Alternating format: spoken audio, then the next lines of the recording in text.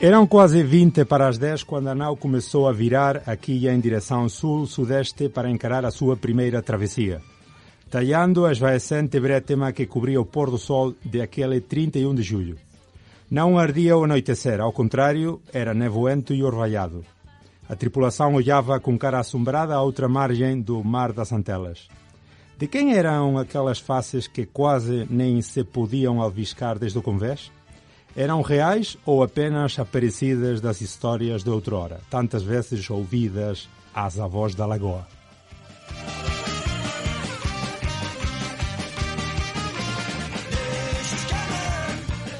Que tal? Moi boa tarde, moi boas, bo día, depende da hora que nos escoitedes.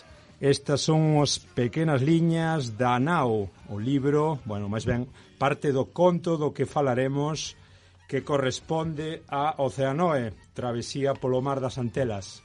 Hoxe temos o gusto de estar en Radio Ariz, nos estudios centrais, para falar dun proxecto único e singular en toda Galiza, para falar da Arca da Noé, un oasis musical na Limia.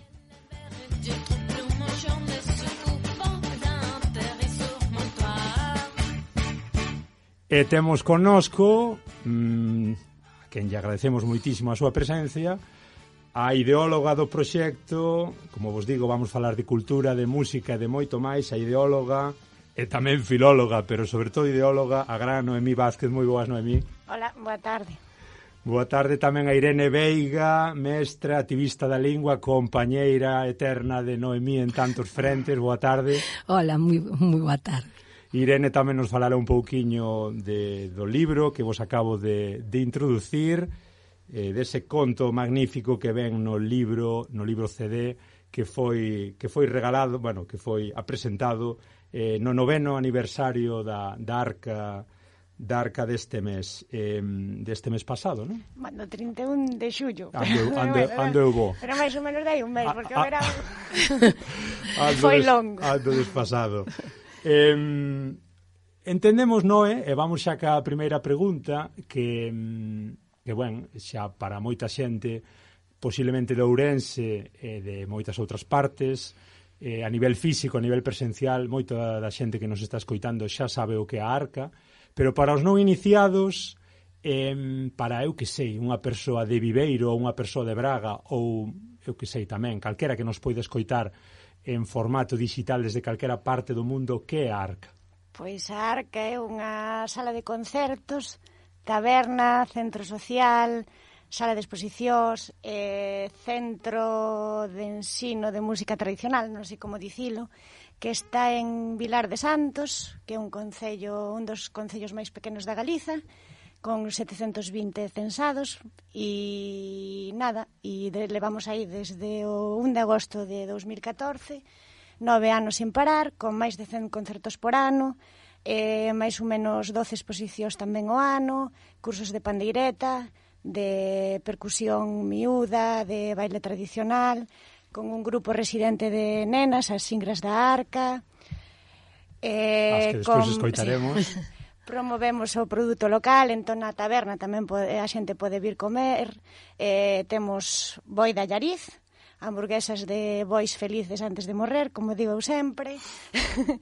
Pan de Vilar de Santos, marmeladas de Carabuñas, que tamén son de Vilar de Santos, e un pouco iso, cervexa artesanal, de Sabugueiro e non só, tamén de Ourense, da Esmorga, e un pouco así. Non sei se che vale este resumo. Encántame, un macro proxecto polo que nos contas, cultural, musical, etnográfico, patrimonial, gastronómico, un pouco de todo. 9 anos nos comentas que xa levades ca idea, 100 concertos por ano, concertos son, bueno, ou máis, como máis, sí, levaremos os 1000 concertos nestes 9 anos. 1000 concertos, e antes de lanzarnos un pouco a todos eses 1000 concertos para que nos disecciones un pouquiño a proposta, si é que se pode diseccionar 1000 concertos en poucas palabras, gustaríame, si, na faceta máis persoal, que nos dixeras ou que nos comentaras brevemente quen é Noemí Vázquez no 2014 e quen é Noemí Vázquez no 2023, logo de 9 anos deste proxecto? Pois non sei que dicir esa pregunta. Estou un pouco máis cansada, pero sigo estando ilusionada. Pareceme increíble o que conseguimos, porque non só conseguín eu, sino todas as persoas que temos alrededor. Pois a xente toda que ten pasado pola Arca, que ten traballado, amigos, amigas, familia, veciños, que sin eles este proxecto non sería posible, porque moitas veces en concertos onde necesitamos pois unha cobertura de xente, aí están nos aniversarios, pois hai moita xente voluntaria que está colaborando e que acredita no proxecto. E non sei se me definín, creo que non, que me fui polas ramas. Sí, está perfecto. Supoño que eso, despois de tantos anos, a cuestión é... manterse e resistir, e estamos resistindo, entón iso é bo. Iso mismo che iba a preguntar un pouquiño máis adiante, pero si queres xa nos anticipamos. Supoño que habería momentos moi complicados, sobre todo en canto momento da pandemia, sí, non? O problema económico é un problema que sempre está aí antes da pandemia e despois da pandemia e durante a pandemia. O meu obxectivo vital é chegar a vivir da Arca, ou polo menos durante unha temporada, ata que me canse, pero por enquanto non podo e traballo tamén no ensino. É difícil manterse e un pouco isto. Antes da pandemia, pois difícil, despois da pandemia tamén e no momento. Como organizas, se queres participar ti tamén, Irene, como pensas que consigue Noé, por si ela non, como sabemos que é moi humilde, non quere falar de si mesma todo o tempo, como pode conseguir ela tecer esta rede de contactos para chegar a tantísima xente e abrir tantos frentes dentro do proxecto? A ver, ela viña xa dunha trayectoria anterior, que era que estivera en movimentos de defensa da lingua e en movimentos culturais. Entón, o ter unha rede na que estábamos as dúas, por exemplo, as dúas estivemos na directiva da Asociación Cultural A Esmorga en Ourense, e aí xa houbo xa viñeran moitísimas actuacións, mais ela co carácter que ten un carácter que é moi próximo, que tece moi ben redes, que apresenta unhas persoas ás outras, que despois non as deixa de lado, sino que as mantén, que as cuida, e ese carácter coa súa experiencia ao nivel organizativo, que ten unha experiencia moi grande a nivel organizativo, porque nunca se deixa levar pola posibilidade do fracaso. Ela ten unha enerxía que proxecta, e nesa enerxía que é capaz de proxectar, neso está o avance. Entón, outras persoas vamos detrás, facemos unha cobertura, pero sin a enerxía primixenia que ten ela para montar o proxecto, para levar a cabo as ideas, non teríamos a que darlle soporte. Entón, unindo esas dúas cousas, a capacidade enerxética que ten de por, digamos, a visualización para chegar aí, máis depois a rede que tece ao seu arredor, porque ela nunca quere, como é humilde tamén, nunca quere ser protagonista, entón permítelle tecer unha rede ao seu arredor que cuida e que fai que a xente se sinta cómoda nun proxecto colectivo con ela. Porque, como comentas, Irene, vindes de experiencias como foi a Corte dos Bois, como era a Esmorga en Ourense, quizás unha pregunta que se lle pode vir á cabeza a alguén que nos estea preguntando, nun mundo cada vez máis tendencioso cara ao urbano, como se consigue fixar algo así nun concello, como dicías ti, Noé, dos máis pequenos de Galicia? Pois eu creo que sendo persistente, un pouco a persistencia, creo que... Porque diríache calquera, pero como non montas así algo en Ourense, en Compostela? Non che sería máis fácil en Vigo, en Coruña? Sí, seguramente que sí, pero non tería o sentido que ten isto, que é o sentido de comunidade, e intentar que isto, crear unha comunidade e un grupo de persoas que, unha maneira de relacionarse que para min está máis no rural que na cidade, non? É como máis fácil que sexa desa maneira. Non sei se me expliquei máis ou menos ben. Que significa Arca para Vilar de Santos? Que significa Vilar de Santos para Arca? Que credes? Pois, Vilar de Santos para Arca hai moitos veciñas, o que dixen antes, non? Hai moitos veciños e veciñas que sin eles non sería posible organizar certas actividades e ter en conta a Rosita, non, a miña veciña do lado, que temos usado a súa casa de camerino, ali tense cambiado Rodrigo Cuevas, Isabel Risco, non o señor Juan, que morreu hai un ano, que estaba sempre pendente dos músicos, falando con eles cando chegaban. Por suposto, Miguel, e que me vou esquezar de xente, a familia Taboada. De feito, iso que eu non estaría en Vilar de Santos se non contactase con André, que, André Taboada Casteleiro, que foi a persoa que me facilitou as cousas en Vilar de Santos para poder ter ali a arca. Justamente penso que son palabras de André, non? Que saían nos diarios aínda non hai moito, penso que do ano pasado. Reitero, creo que son palabras de André. A arca é a maior bendición que tivo Vilar de Santos de cara a colocarnos no mapa dende o emocional. A min non me valía que fose coñecido por unha industria contaminante ou semellante. É tan positiva a mensaxe que transmite a arca que nos importa no cualitativo máis que no cuantitativo. É moito máis coñecido Vilar de Santos hoxe en día, pero ademais é o cualitativamente, por promover a cultura galega. Que importancia ten ese cualitativo por riba dese cuantitativo, a pesar de que falamos de 1000 concertos, que digo, números.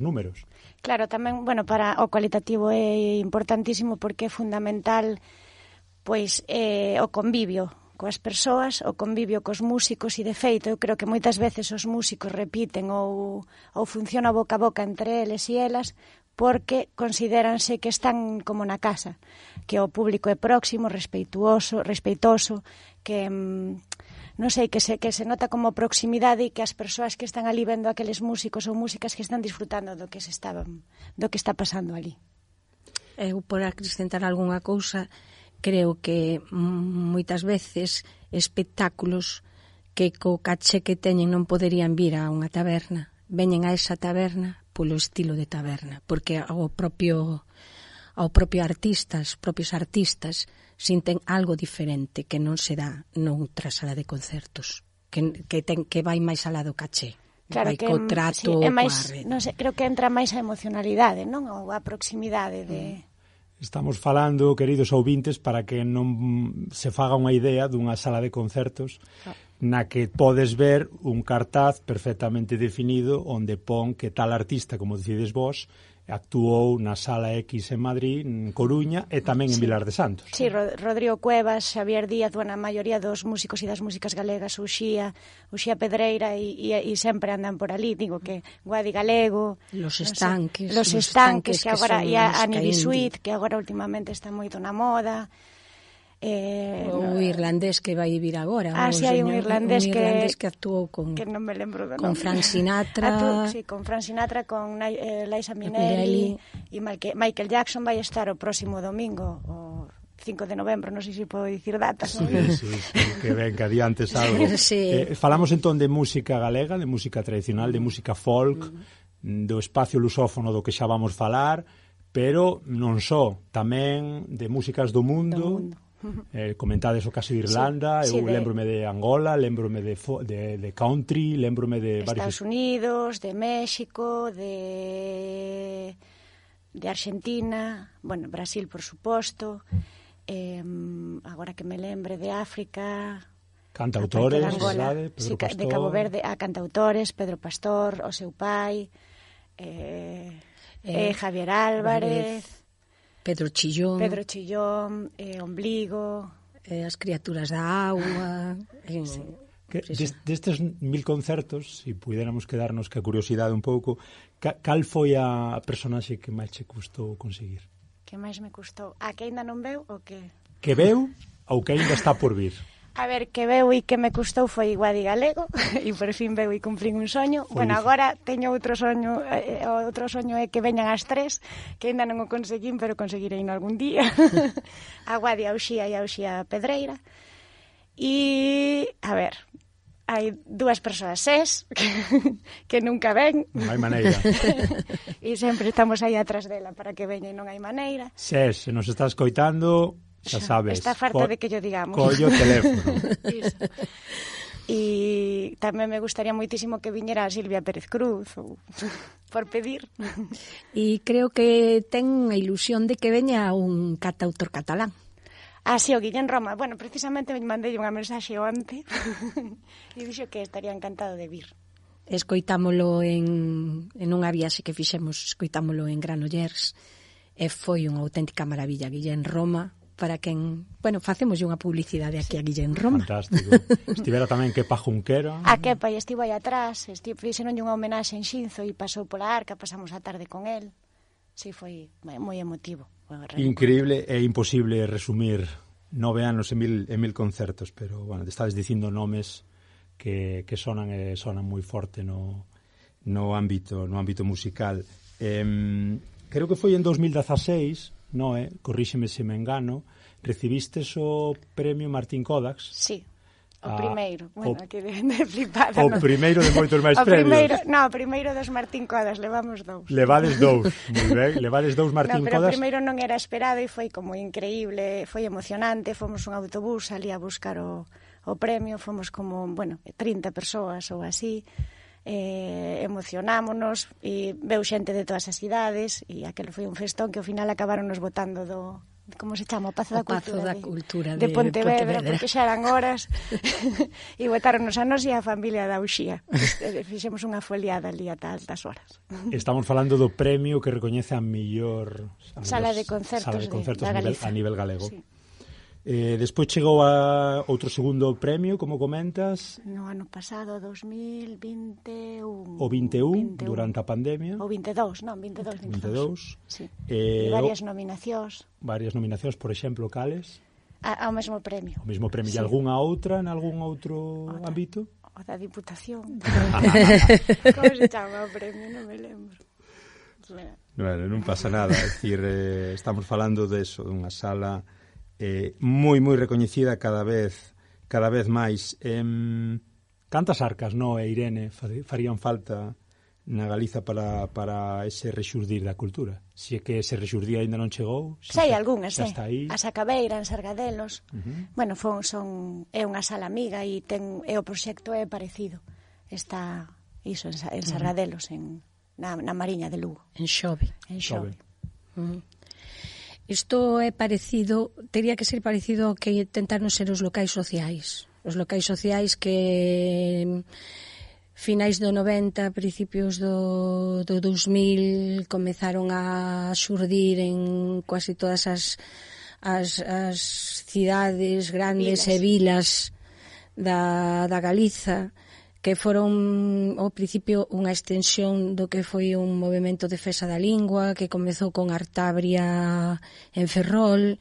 Pois teria que darse unha situación semellante, só que como proxecto particular de negocio, o sea, para poder viver del, é moito difícil. É máis máis sinxelo criar un local social e que a xente aposte por iso que poder vivir dun negocio semellante. É complicado, pero farían falta como 1000 primaveras máis de culturais. Porque entendemos que un proxecto así está subvencionado, non? Claramente. Sí, claramente. Non? Recibides amplias subvencións cada ano. De todas as administracións públicas. Digamos, polo voso carácter social, de interese. Sí, temos, formamos parte de Clubtura, que é unha asociación de salas, e a través de aí algunha subvención sí que nos entra. Está de Agadica, da rede de salas de músico vivo, e outra a nivel estatal. É o que nos, pois iso sería un total de 7 concertos ao ano, dos 100 que facemos, para que vos fagades unha idea. En fin, Serafín. Pensades que hai un repunte da música galega? Cada vez... Eu creo que sempre houbo. Digo, que falar agora mesmo de repunte está moi ben, non? E hai novos proxectos e innovadores, pero creo que houve outras épocas, outras alturas outras épocas nas que xa se deu un emerxer da música galega e que isto ven de atrás, non é que agora de repente xurdira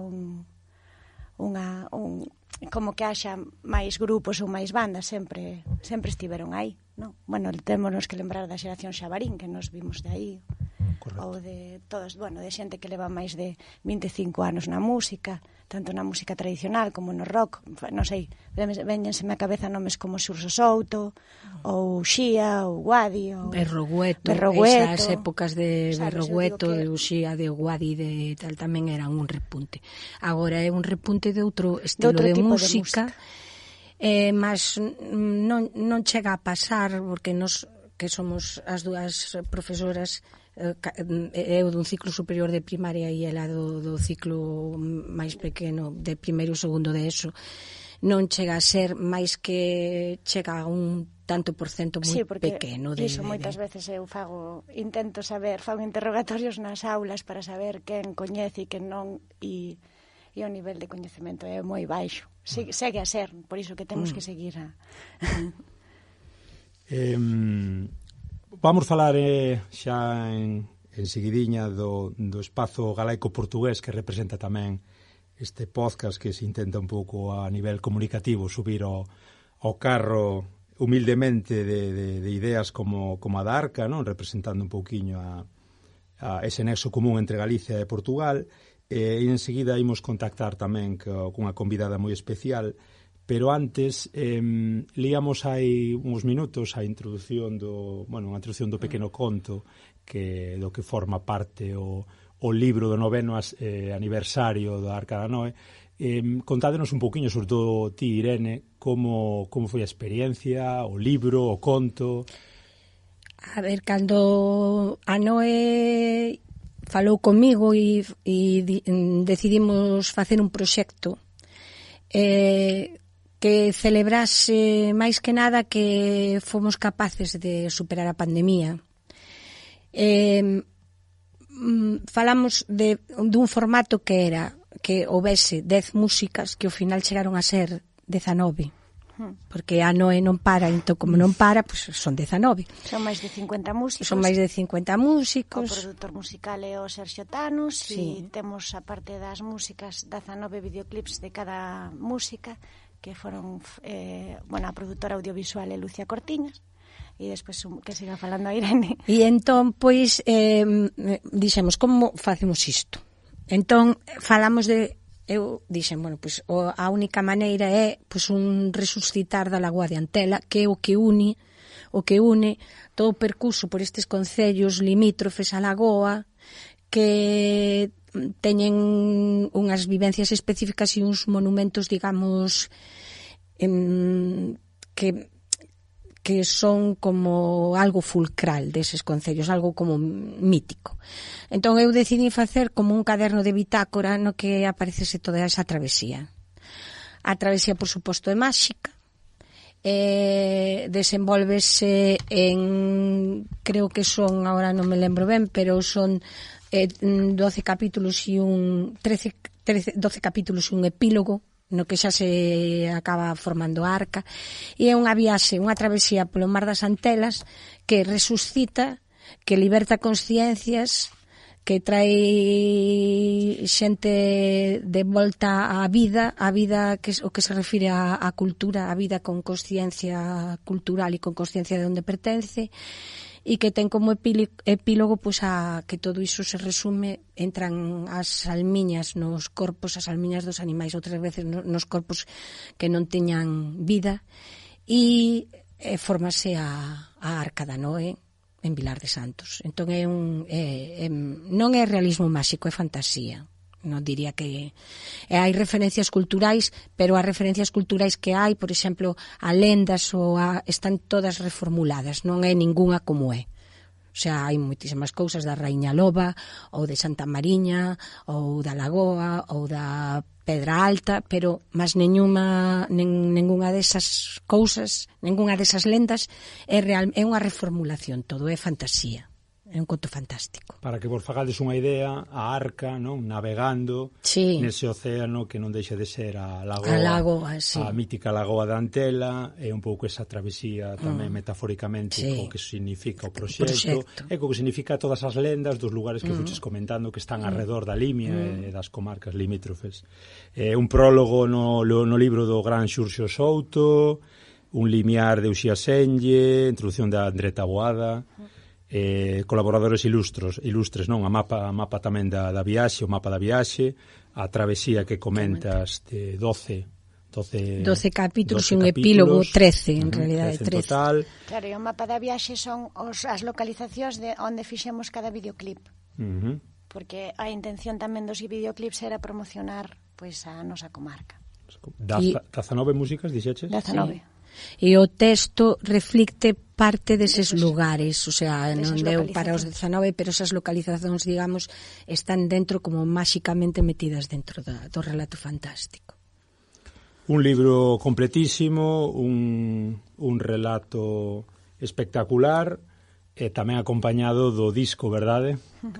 Con todas as músicas que acabas de comentar que foron levadas a cabo nos diferentes lugares, non? Un pouco aí de recolleita.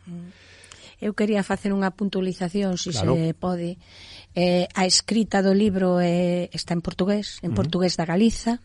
Eso significa que a ortografía portuguesa, mas o vocabulario está, que existe en portugués, moitas do vocabulario. O vocabulario, hai algún vocabulario propio da Limia que non está recollido nos dicionarios portugueses, mas que está recollido no dicionario Stravís. Por iso pon un membrete no que aparece que segue as directrices léxicas do dicionario Stravís, que é daqui. Claro, é da Limia. Ese era xustamente, Irene, o punto seguinte. Vale, pois perfectísimo, xa o anticipaches. Dentro do espacio galaico portugués, dentro dese espazo lusófono, cal é o papel da Arca, que significa e que vai significar?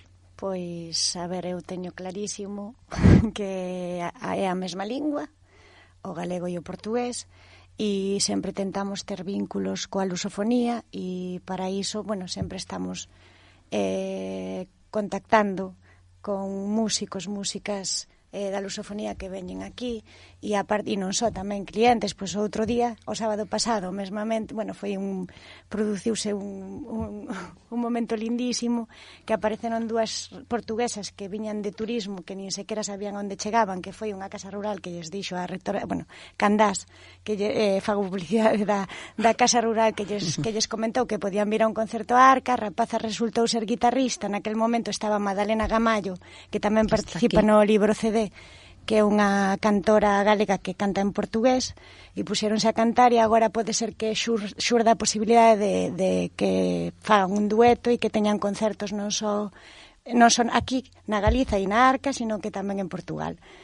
Un pouco, pois ese é o resumo do meu papel a respeito da lusofonía. O teu papel na casa, tes pensado si é que tes tempo, claro, que ao final as horas son limitadas, pero aparte de traer a lusofonía a Arca, tes pensado levar a Arca a lusofonía? Entendido como si as colaboracións poden achegarse tamén ao outro lado, ao sur da raya? Claro, en certa maneira, pois tamén van, non? Porque eses músicos despois falan a outros músicos ou a outras persoas ou os propios clientes que veñen tomar algo, pois xa falan, entón é un... Claro, temos amizades que se teñen feito en Portugal, o sea, na Galiza do Sul, porque teñen vido a Arca, e son músicos e músicas como crúa ou de música tradicional portuguesa que teñen incorporada música galega, tradicional galega, ao seu propio repertorio. E que aprenderon en aniversarios ou en foliadas que se fixeron na Arca, e preguntáronnos a nos que lle dixéramos como era para montar esa peza, e agora é música que teñen eles da Galiza, e música tradicional no seu repertorio. Fantástico.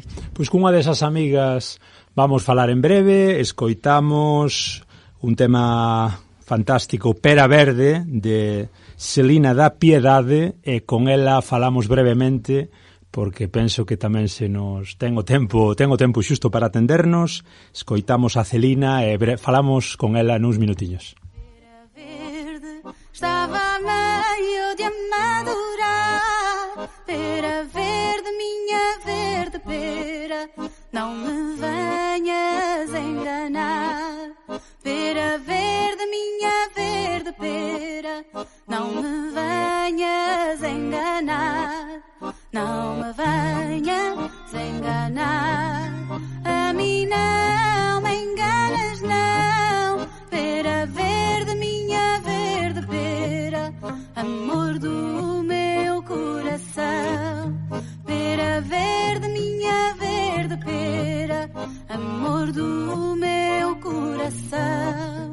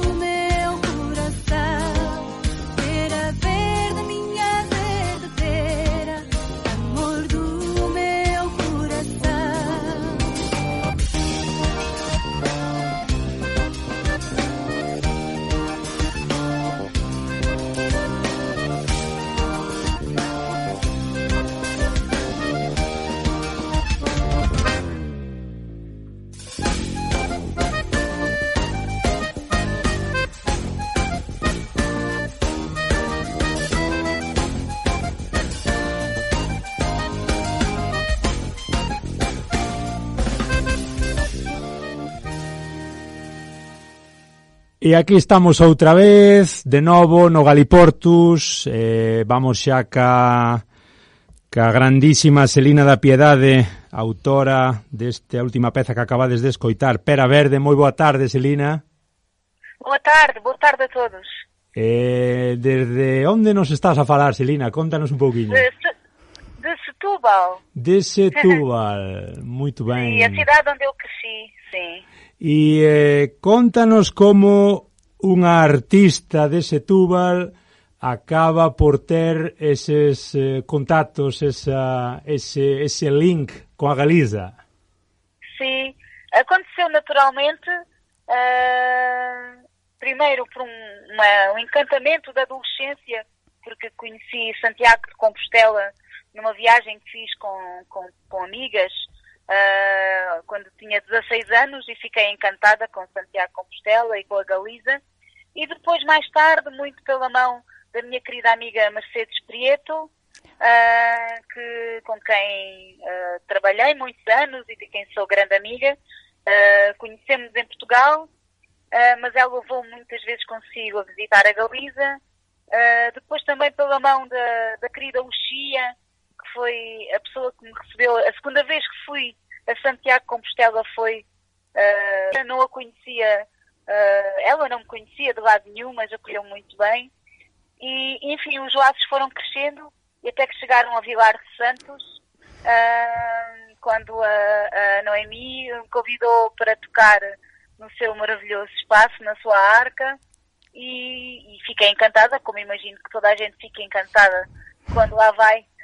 Sí, eu acho que foi no Womex de 2014, cando foi a través da Central Folk do Ramón Piñeiro. Lembras? Possível, sim, claro que sim, claro. E depois ir aí e conhecer o teu espaço e e essa gente magnífica que te rodeia, fiquei encantada e claro, e assim seguimos. E despois de tocar por todo lado, Celina, por Portugal, despois de atravesar o Miño, de estar, se non me engano, nos Cantos da Maré, no Portugal de perto, de pasar por Compostela, de chegar a Vilar de Santos, como te sentiches? Como estiveches en Vilar de Santos? Que ten de especial a Arca? Eu, a primeira vez que estive na Arca, fiquei espantadíssima com... Espantoso significado portugués, bon. Espantoso é bom, non é? Digo, claro, é un falso amigo, isto. É. Maravilloso. Maravilhoso. Sim. E por quê, Celina, por quê?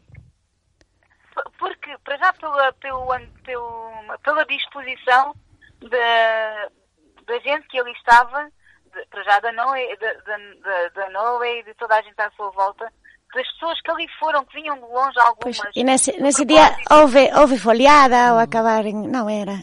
Sim, foi incrível. Sim. Depois do meu concerto, houve uma folhada e... É que está aqui a Irene, se calhar non te lembras dela, mas ela estaba nesa foliada.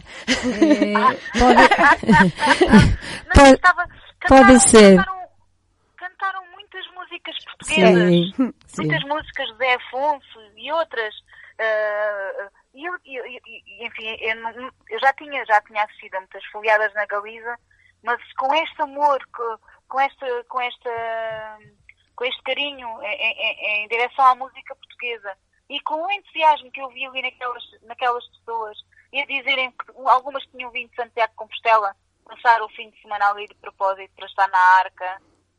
Enfim, foi realmente encontrar um ambiente único, muito caloroso, e com música por todos os lados, com amor à música por todos os lados. É que estaba o meu homem, o Chico Paradelo, tamén a cantar, que sabe todas as músicas portuguesas, e estaba eu e moitos dos meus amigos que sempre celebramos o 25 de abril, e entón sabemos todo o Seca, o repertorio do Seca. Como defines a tua música, Celina? Como é a tua música? Eu talvez defina como inspirada na música tradicional.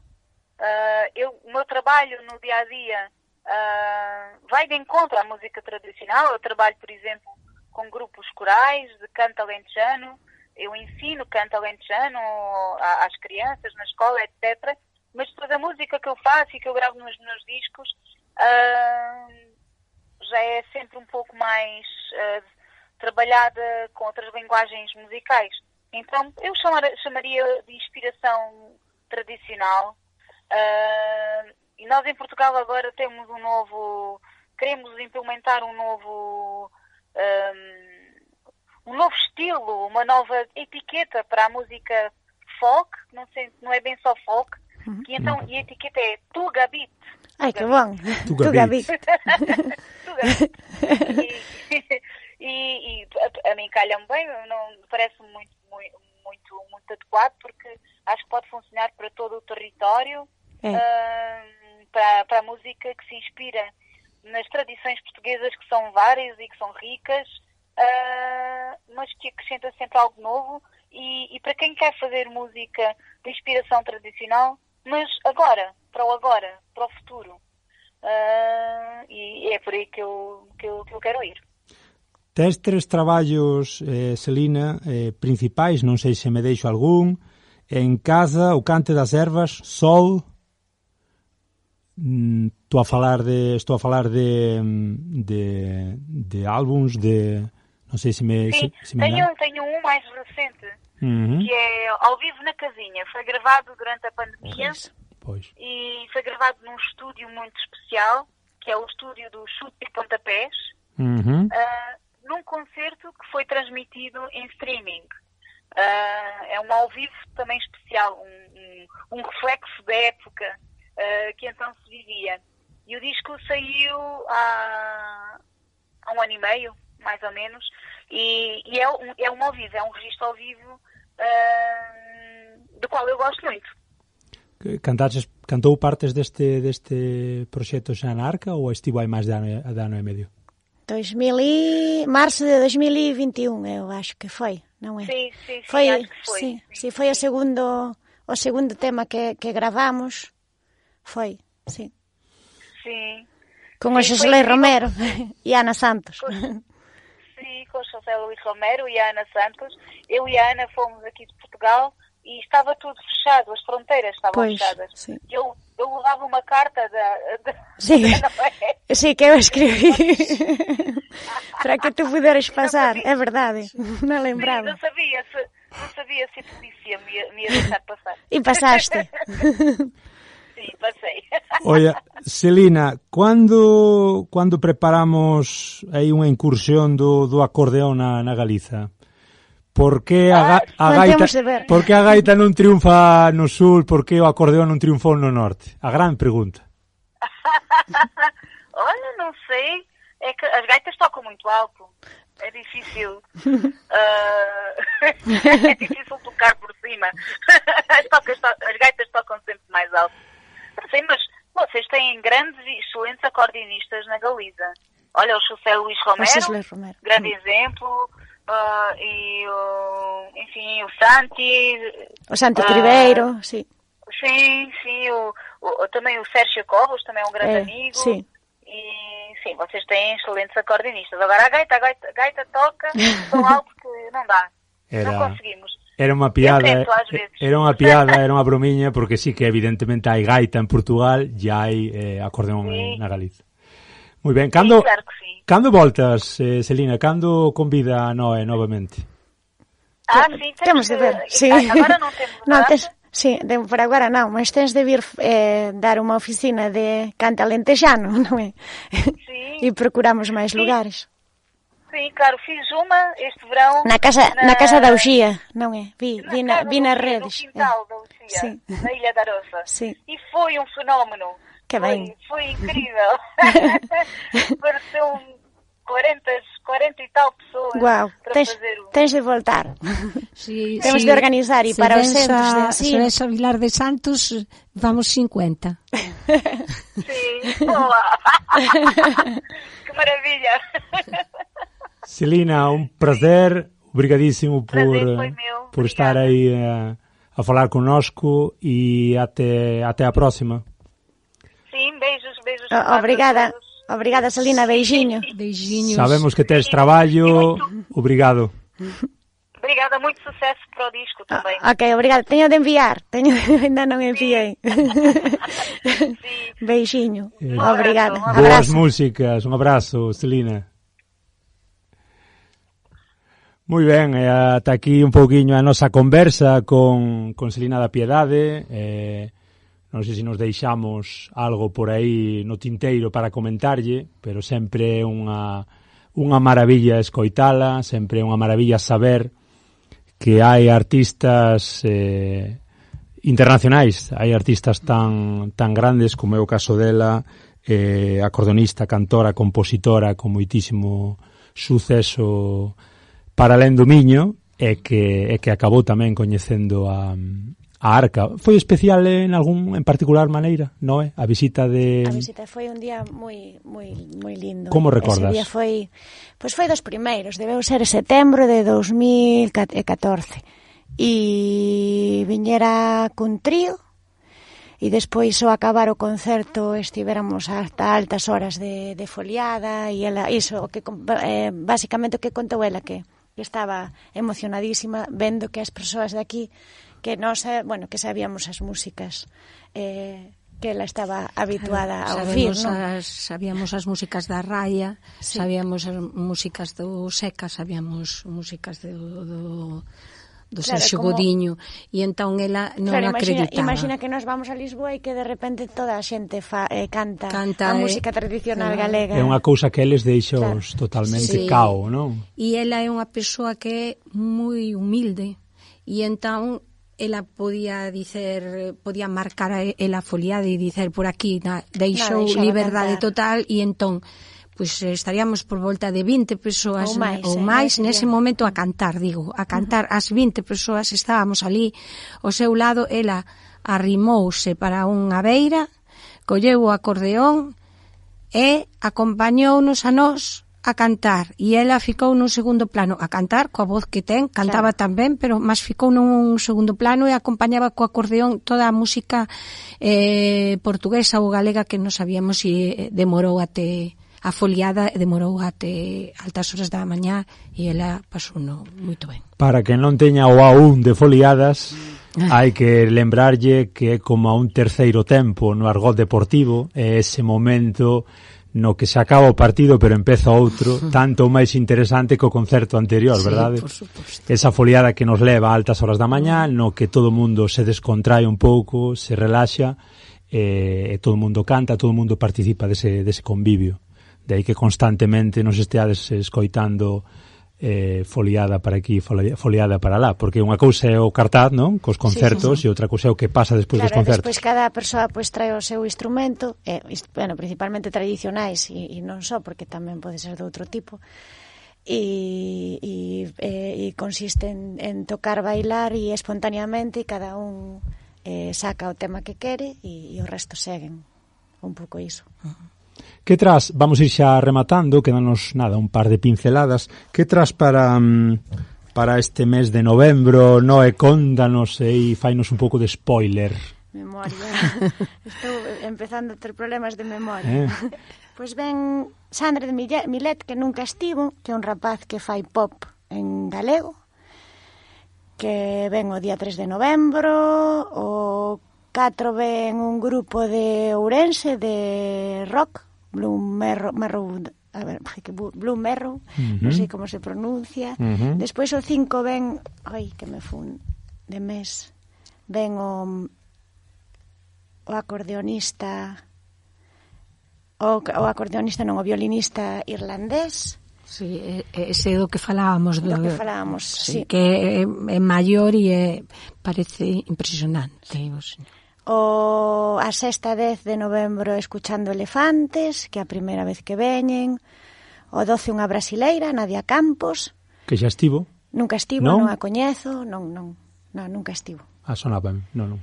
O 18 temos o Magosto, con Bailai Malditos, un grupo de música tradicional. O 19 veñen uns argentinos, Avi González e Violeta Videla. O 25 ven Chiquilora, e polo camiño tamén temos varias presentacións do Oceanoe, agora que me estou lembrando, o 25 pola mañá no Zoco, no Carballiño, e pola tarde na Casa da Cultura do Concello de Sandiás. Porque temos tantísimas cousas das que falar que non acabaríamos máis, pero é que continuades presentando o libro. Sí, continuamos presentando, seguramente o día 2 de decembro, ainda non está pechado, vamos a Compostela, ainda non sabemos o local, e o 20 de decembro a Escola de Idiomas de Lugo, que nos leva ao vello cárcere, ali ao... E o ano que ven, queridas, 10º aniversario, si no 9º preparamos algo así, estamos aí. Que toca no 10º? Estamos buscando. Non sei, a Noé é perigosa. Pode ser calquera cousa, a Noé é perigosa. Se isto continúa, pois... A ver a quen... se callara que enviaron un foguete espacial cun libro con a música gravada en galego portugués para o universo. É fantástico oír as propostas do mes que ven, ou todo o que vimos comentando nestes minutos de entrevista, de conversa, que che veñen á cabeza, non? Tantos tópicos, tan estereótipos tan recurrentes, non? De sempre, a música tradicional, a música galega, o reducto aí pequeno, é escaso, e que non ten mira, e que é de 4 personas aí na aldea, e de repente empezas Setúbal por aquí, Argentina, Irlanda, Brasil e demais, e daste conta que a música tradicional é justamente o oposto a algo pequeno e con pouca amplitude. É música castellana, porque ten estado música tradicional castellana. Claro, como Eliseo Parra, Vanessa Muela tamén participan no CD. No CD. De Pastor, que falábamos antes tamén. Sí, de Luis Pastor, sí. Foi 2 ou 3 veces, polo menos. Sí.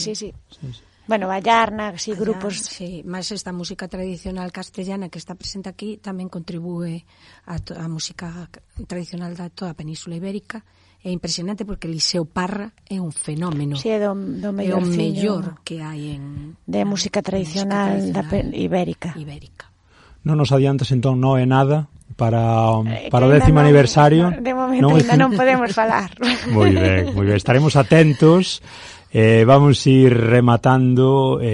Creo que Irene nos ten aquí unha bonita sorpresa en forma de lectura. Sí, vou ler un anaquiño dun capítulo que se intitula Mariña, que vai sobre a Mariña, mas non santa. Santa, bueno, foi santa, mas esta é unha reinterpretación da Mariña, e é unha parte moito linda da que eu gosto desta reinterpretación. Entón, Mariña é o capítulo 6. Acordei sonolenta no leito rochoso da Vía Nova. Abrí a boquiña e vocexei tranquila. Ollei para a lagoa e vi un barco luminoso e grande no medio dun mar de prata.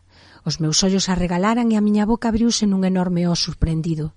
Non sentía medo nen saudades, nen sequer tiña lembranzas. Era simplesmente unha menina maravillada, desperta e feliz.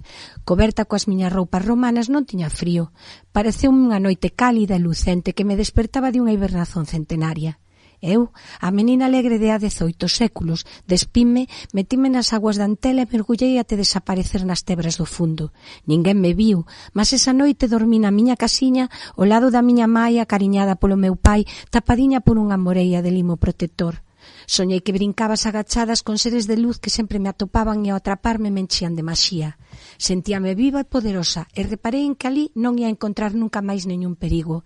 Desde a nave só se perceberan perto dos restos da Vía Nova unhas risadas infantís de menina pequena e inocente que transformaban a alma de quen as ouvía, ateigando a do prazer da infancia recuperada. A tripulación sentiu unha brisa doce e garimosa que chegou coas risadas. Agora, na lagoa habitaba eu, unha ninfa. Adormecía a espera de que alguén me convocase para poder facer realidade cualquier desexo inalcanzável. Mariña, a menina nascida en Antioquía há 18 séculos, converteuse nesa noite no que en verdade estaba destinada a ser. Non unha mártir, non unha santa, senón unha rapariga feliz, poderosa e máxica, muller deusa protectora da Limia. Con estas palabras vámonos ir despedindo, con esta fantástica lenda, retrato fehaciente do que é un pouco ese océano do que vimos comentando, esa travesía polo mar da Antela. Moitísimas grazas, obrigadísimo a Noé, a gran ideóloga do proxecto, Noemí Vázquez, Irene Veiga. Obrigada. Un placer tervos en Radio Lleriz, atacando Queirades. Non vos perdades a Arca da Noé, Rúa do Forno. Número 13, para calquera día, sobre todo a partir dos xoves, venres. Sí, non, agora sextas, venres, sábado e domingo. Venres, sábado, domingo, temporada xa de inverno. Sí. Recolledevos un pouquiño, preparádevos para probar ali tamén algún produto, para esa castañiña, ese magosto que ven en breve. E temos chaminé, non van pasar frío. Esas músicas, esa bendita chaminé ali no fondo ao lado do escenario. E nada máis. Comprai o libro se viñerades. Claro, tamén se agradece. que se agradece, boa falta fai. Comprado o libro que é moi barato, pero que non hai ningunha subvención que estea detrás de isto. Colaborade.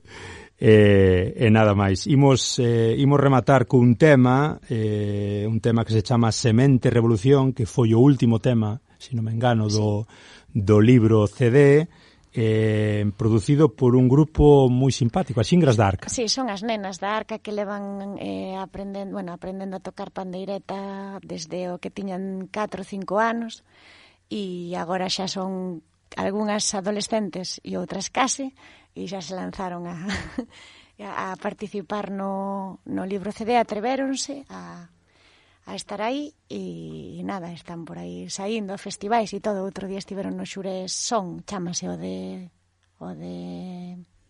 Grou, en Novios, pois estiveron ali actuando coas fillas de Casandra e todo aí.